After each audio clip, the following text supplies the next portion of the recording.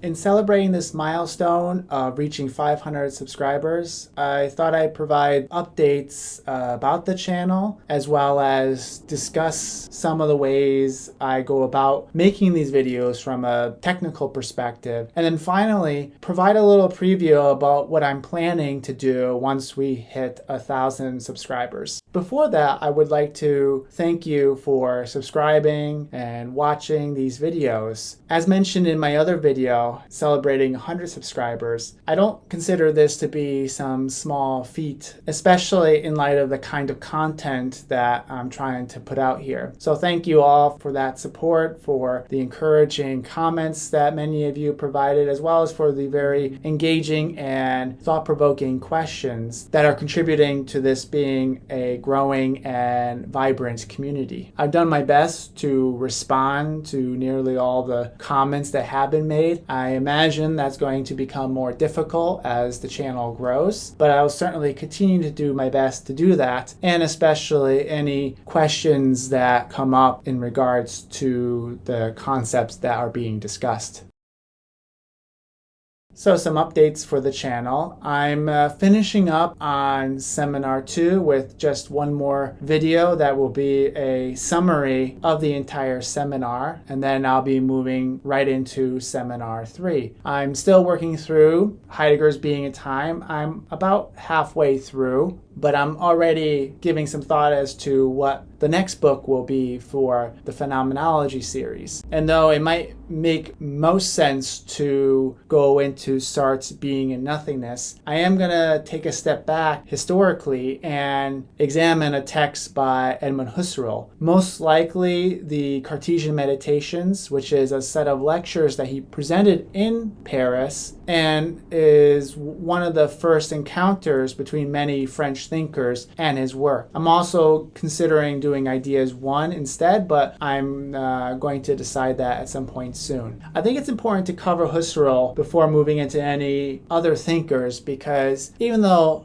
Heidegger has had such a massive impact on what follows, it's very difficult to understand comprehensively the thought of someone like Jean-Paul Sartre, Maurice Merleau-Ponty, Emmanuel Levinas, and others without having a firm grasp of what Husserl was trying to do. But upon finishing up work by Husserl, we'll move right into Jean-Paul Sartre's Being and Nothingness. One other experimental thing I'm trying are these new YouTube shorts. Basically, I'm just extracting sections from the main videos. I've been doing this on TikTok and Instagram for a while, but I wanted to see maybe if this would reach an audience that otherwise hasn't been exposed to my channel. I'm not selecting the option to have it emailed out or enter into the feeds of subscribers simply because I don't want to fill out your subscriber feed with a bunch of videos of things you've already seen. But I do have a playlist that I put into the description below in case you're interested in checking it out. As I mentioned at the end of the most recent Heidegger video, there's been a bit of a slowdown in my production. That's mostly because of a bottleneck of work that has come up since the beginning of September. I mentioned one of the major ones, which is now I'm teaching in person, whereas I was teaching online in the convenience of my own home, and that saved a lot of time traveling. I'm also doing a variety of clinical psychological assessments as part of my work as a psychologist. All of that's coming together at the same time, on top of perhaps what is just as much of a demand on my time is finishing up the edits of my book. The book is all written, it's been reviewed, it's going to be published at the beginning of next year. Right now the title is called Evil and Givenness, the Thanatonic Phenomenon. It's meant to be a phenomenological analysis of some of the more destructive dimensions of human experience, covering topics such as trauma, oppressive power, matter, foreign body, and the notion of the abject. So it incorporates a lot of psychoanalytic concepts, though understood from a phenomenological perspective, and the work is not psychoanalytic in nature. I'll certainly make my own video just announcing that when it does come out sometime in early 2022. I put a tentative cover of what it might look like, going back and forth with the publisher right now to see what would be the best. So don't expect it to look like this, but this is currently what the working cover is. So one thing that could be helpful in the long run is if eventually I get enough support on Patreon to be able to at least let go of my clinical work, and if perhaps things go exceptionally well over time, to maybe even move back on my professor responsibilities. That could certainly take a good amount of time, but these things have a way of happening fast as well. So if you have the resources and you like what I'm producing and want to support it even more, this would be one way to do it. So I have these different tiers on Patreon, and they go from $3, and then there's higher levels where I provide some of the edited and unedited scripts. So if that's something you're interested in, that's available, and the link is down below. And now I want to do something similar to what I did for the video celebrating the 100 subscriber milestone, in which I discussed how I read Lacan. This time I'm going to go a little bit more practical in terms of how I go about making these videos from a technical point of view. My thought in sharing this is that if you're someone who's thinking about wanting to do something similar and just need some ideas about how others go about it, maybe this can be helpful. So last time I talked about how I create a script based on the text, but then I often do use some sort of teleprompter to be able to make sure I get the information recorded in a very clear and precise manner. I'm actually not using a teleprompter right this moment. I have a few notes I'm looking at, but that's the exception and not the rule. Usually I have a teleprompter because I'm in fact not very good at talking off the top of my head. I'm much better at presenting a script and hopefully doing it in a way that doesn't sound too much like I'm reading. So what I've been using is an app called Pro Smart Prompt, and that actually hears your voice and moves the text according to what you're reading. To record this video, I've been most recently using the iPhone 12 Pro Max. I've been using the app called Filmic Pro, which I like over the main phone camera because it allows for remote control on my iPad. So as I'm using my iPhone, I can actually see when I'm recording, and I can adjust the exposure and focus and all that right from where I'm sitting in case it doesn't work. Maybe there's some equivalent option for the phone camera itself, but I haven't discovered that. I generally record in 4K at 30 frames per second. Even though I record at 4K, for whatever reason, I haven't quite figured this out, YouTube only indicates that it is high def and not ultra high def. But on occasion, it will recognize it. So I haven't figured out what the rationale is, and I haven't been terribly worried about that part yet. But as time goes on, these videos, video quality expectations always increase. So it'd be nice to have as high quality a video available on YouTube as possible. The biggest challenge in that part of all of it is actually transferring the video to my iPad using AirDrop. It's the quickest way I know how to actually do the transfer, but it still is quite slow and sometimes doesn't work. It just drops out altogether. I have like a 2018 iPad, so maybe the newer one with the M1 chip does it better, but it's a minor inconvenience, and still AirDrop seems to be the best way to get the video from my phone to my iPad, which is where I do the editing. The audio recording has changed greatly over time. I used to use these lavalier mics. Now I'm using the Rode microphone. At home, I use a shotgun mic, which I typically like better than this Rode microphone right here, though it certainly is a better quality than those lapel microphones I was using before. The key for me is just being able to remove surrounding sound, because it's very difficult to get into a very quiet environment, given that here at the office I can't control sounds, and at my home I also can't as well. Nowadays when I record it into the app Audible, which allows me to adjust the gain screen and transfer it over to my iPad, I use Hokusai 2, which is an app. And the reason why I use that is because I really like this effect it has called Vocal Level Smoother. And it really does a nice job differentiating my voice from other sounds and quieting those down. So those are the few steps I take. I don't do a lot with audio to maximize the sound quality. Maybe there's more I should be doing, but that's what I'm aware of at this point. And then once it goes through Hokusai, I then send it off to the video editing app I use. So as I already mentioned, the challenge with filming really is the noise. I don't have this optimal environment. And with 2 young children at home, it's always unpredictable when I'll be interrupted. I probably should have my own video of outtakes of the times I've been interrupted and the facial expressions that kind of come out once in a while when that happens. Now, if you see in my earlier videos, I used to have a green screen in it almost all the time, and I've increasingly moved away from that. One of the reasons is just difficult to get the lighting right in my home office. And when the lighting isn't right and then you try to make adjustments, it can kind of look distorted.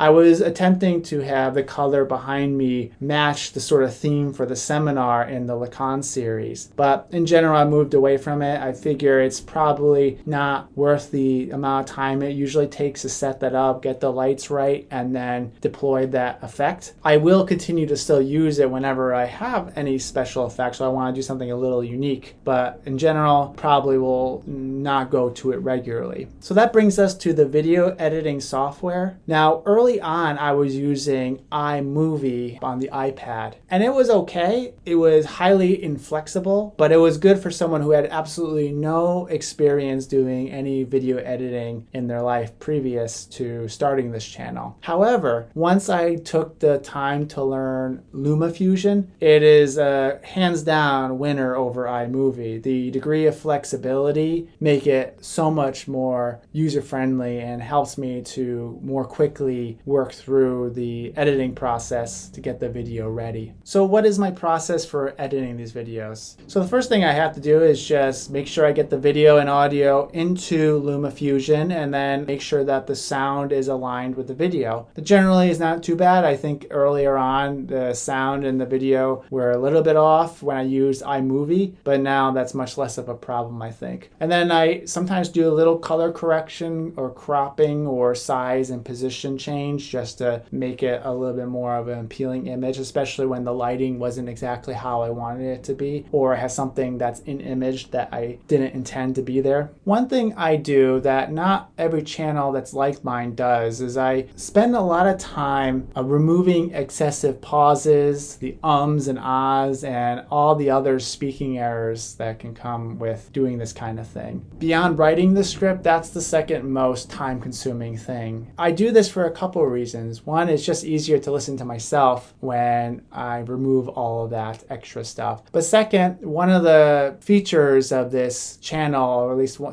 kind of a thing I'm trying to promote, is to have videos that are intense but short. And by removing all those extra pauses and mistakes, I can have a much more concise video that is easier on the ears to listen to. At times I try to cut back on how much I do that because I think I go overboard sometimes, but in general I find that the later videos in which I've cut out more of those extraneous pauses and sounds, the better they sound than when I compare it to the earlier videos. The next step is to add keywords and quotes. I think sometimes when you're dealing with technical words, it's helpful to have the word up there, and so that takes a little bit of time, but I think it's worth to be able to have another way of processing the concepts other than just hearing it. And then after that, I'll add images, and it can be paintings or diagrams. Sometimes I include video or scenes from different films, which is tricky because the copyright rules are such that even just using a very, very short clip can sometimes cause the video to be demonetized. Now, this channel is not monetized at this point yet either, but I want to be able to just get into the practice of not having to deal with that in the future. And then there are the beginnings and ends. I try to include some music at the end and something that gives sort of a sense of identity to the series and sort of a closure at the end. And having a few consistent phrases and having a consistent opening and closing just gives a kind of personality to these videos and to the channel as a whole. So I do it for that reason. And though that, takes usually very little time. And then there are the special effects and other kinds of theatrics. A lot of this has decreased over the year, but some of the ones I do include creating some kind of font motion where, like, if I'm introducing one of the questions, it fades in and fades out. Sometimes I do some sort of opening scene. Again, I'm doing this much less these days, but teaching and death video for the Lacan series, I went overboard there and had different versions of myself on screen at the same time using a green screen. And I really enjoy that. And there's something appealing about the creative aspects of all that. And also, although I'm not trying to be entertaining, I do recognize that it's important to combine the content with compelling visuals for both learning purposes as well as just keeping people engaged with the material. Because sometimes even for people who are naturally interested in theory, you often need to rely on other senses to be able to keep yourself with it. So I will continue on special occasions to do things like that, but those are very time consuming. And so in a period where time is limited, I probably won't do it as much until things free up again. To include movie scenes or other kinds of video, I use the app Record It, which does a nice job recording HD videos, and I then plop it in, present it for educational purposes. And then on some videos I've used called the Whiteboard app. And if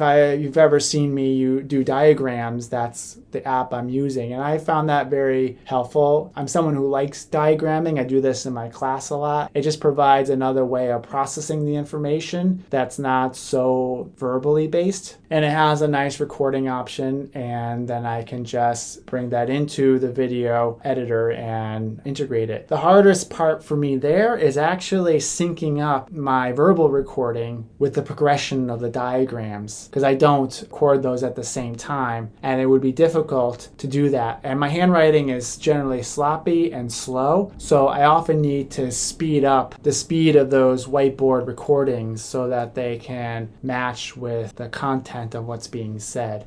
From a learning point of view, they at least are very helpful in my eyes to getting your mind wrapped around how different concepts relate to one another. And then finally, there is the thumbnail. And one particular website I've come across recently is called remove.bg, and it just does a really good job removing the background of an image so that I can just use one of the characters in it. So you notice that in Seminar 1 for Lacan, I didn't use so many images, mostly text, and I'm trying to incorporate a thematically relevant image now with each video, just so it can capture people's eyes. It's mostly to attract new viewers who may not be aware of the channel and often are, as we all are, subject to our senses, and what is visually interesting or captures our attention will typically at least provoke desire to see what the video is about. So I hope to continue to do all that as well. Of course, I'm sure there are many more experts out there that know more about this. Always happy to receive suggestions from your expertise on that. If you think something could be used in a way that would be better, or to apply a certain kind of effect that you think would help the quality of the sound or visuals or whatever. So never hesitate to share any of that, and I'm very receptive to those kind of suggestions.